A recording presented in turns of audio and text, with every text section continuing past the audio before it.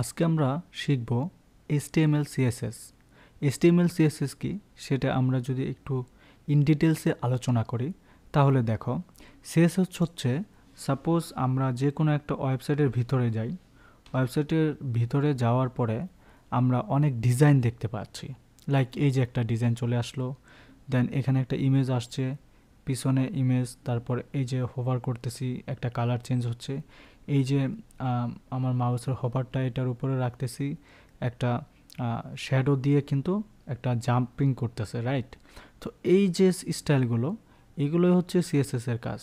আমরা যদি ওয়েবসাইটটাকে সিএসএস ছাড়া দেখতে চাই, অর্থাৎ সিএসএস নাই, তো সিএসএস ছাড়া যদি আমরা ওয়েবসাইটটা দেখি তাহলে দেখো কীরকম দেখায়। তো এটা করতে হলে আমাদের কি করতে হবে, আমরা সিম্পলি একটা এক্সটেনশন যুক্ত করব। তো এক্সটেনশনটা অ্যাকচুয়ালি আমি তোমাদেরকে যদি দিয়ে দেখাই, বা এক্সটেনশনটা এখানে আছে, এটাকে সিম্পলি যদি আমরা গুগল ক্রোমের ওয়েব স্টোরে আসি তাহলে ওয়েব ডেভেলপার নামে একটা এক্সটেনশন আছে, এটা জাস্ট যুক্ত করলাম।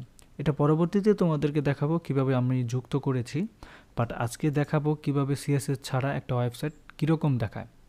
তো আমরা এটাকে ওপেন করে ডিসেবল অল সিএসএস, দেখো এবার দেখো এই যে একটা ওয়েবসাইট দেখছো, মানে ওয়েবসাইটের মধ্যে কোনো স্টাইল নাই, হিজিবিজি একটা ওয়েবসাইট দেখা যাচ্ছে, সব লাইন বাই লাইন, এটাতে কোনো সাজানো গোছানো কিছুই নাই। ওকে, তো এই হচ্ছে একটা ওয়েবসাইট সিএসএস ছাড়া।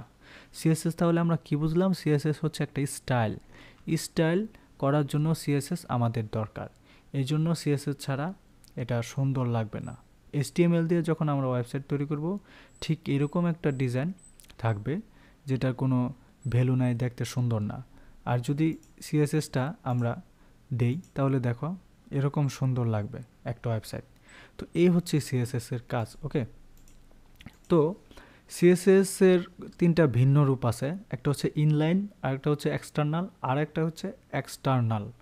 এই তিনটা সিএসএস এর আমরা স্টেপ বাই স্টেপ শিখব, ঠিক আছে?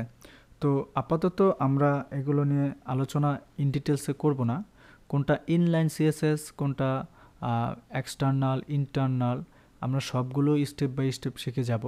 তো আজকে মোটামুটি আমরা যে বিষয়গুলো নিয়ে আলোচনা করব সেটা নিয়ে পরবর্তীতে আমরা আরও একটা ইন ডিটেলসে আলোচনায় চলে আসব। তো আজকের মতোই এতটুকু।